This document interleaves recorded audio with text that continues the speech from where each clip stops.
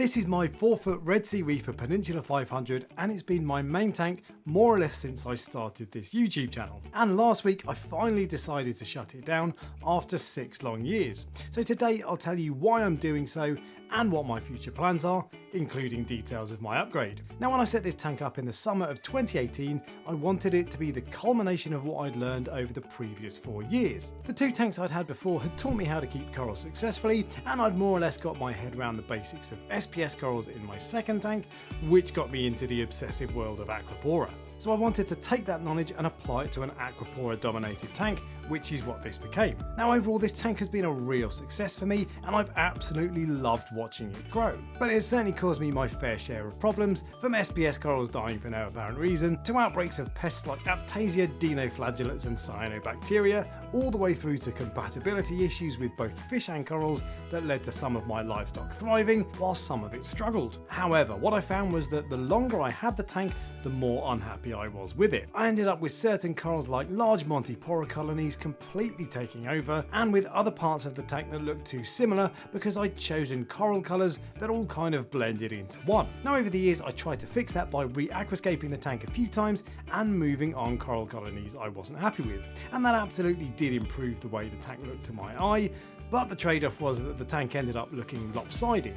Down the middle of the tank I had numerous large colonies that had been in place more or less since the start, but the left side was much more bare and I only had a few small colonies, and on the right side, with 1 or 2 exceptions, I had almost exclusively frags. So the tank looked really odd, and I still had large colonies of Montipora that I really didn't like and had just completely taken over.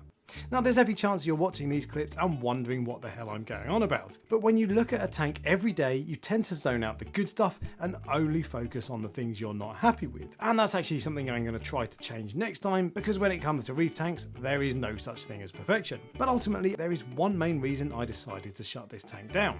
While I love acropora corals, after 6 years, it's time for a change. You simply can't beat the colours and growth patterns that acros give you, and they look absolutely out of this world when you view them top down and close up. But I rarely got to see that view because the Peninsula tank I chose is a good few inches taller than most tanks, and frankly I've grown tired of constantly chasing SPS colours. To my eye, acropora are the most beautiful corals in our hobby, but consistently maintaining perfect colours in all of my acropora colonies has eluded me, and I've always found that I wasn't completely happy with a significant proportion of my acros at any given time.